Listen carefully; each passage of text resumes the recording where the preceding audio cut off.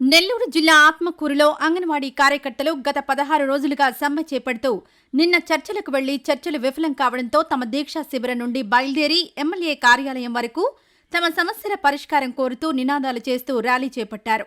తమ ప్రధాన సమస్యలు పరిష్కరించకుండా ప్రభుత్వం నిర్లక్ష్యం వహించిందంటూ రాష్ట్ర వ్యాప్త అంగన్వాడీ కార్యకర్తల సమ్మెలో భాగంగా నేడు ఆత్మకూరు ఎమ్మెల్యే మేకపాటి విక్రమరెడ్డి కార్యాలయానికి చేరుకుని ఎమ్మెల్యేకు అందజేయమని ఎమ్మెల్యే కార్యాలయ సిబ్బందికి వినతి పత్రాన్ని అందజేశారు. అంగన్వాడీ కార్యకర్తలకు సిఐటియు నాయకులు లక్ష్మీపతి, నాగయ్యలు ధర్నాకు సంఘీభావం తెలిపి ధర్నాలో పాల్గొన్నారు. అంగన్వాడీ కార్యకర్తల కార్యదర్శి రాధా మాట్లాడుతూ ముఖ్యమంత్రి తమ ప్రధాన సమస్యలను నెరవేర్చలేదని, దీనిని ఖండిస్తూ నేటి నుండి తాము సమ్మెను తీవ్రతరం చేస్తూ కొనసాగిస్తున్నామని, తమ సమస్య పరిష్కరించే వరకు దీక్షా శిబిరం నుండి ఇళ్లకు వెళ్లమని తెలిపారు.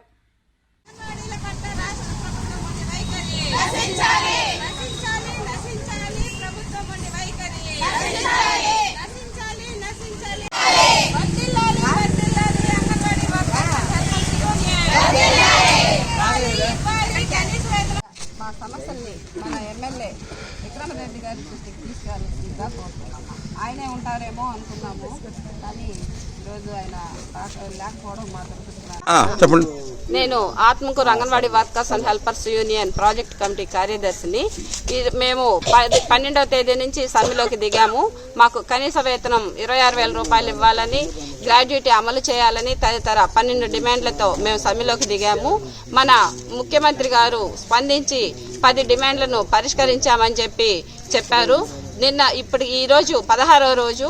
నిన్న 15వ తేదీ చర్చలకు పిలిచి కనీస వేతనం గురించి మాత్రం ఏమీ మాట్లాడలేదు. అందుకు నిరసనగా ఈరోజు ఎమ్మెల్యేల కార్యాలయాల ఎదుట మేము ధర్నాన్ని నిర్వహిస్తున్నాము.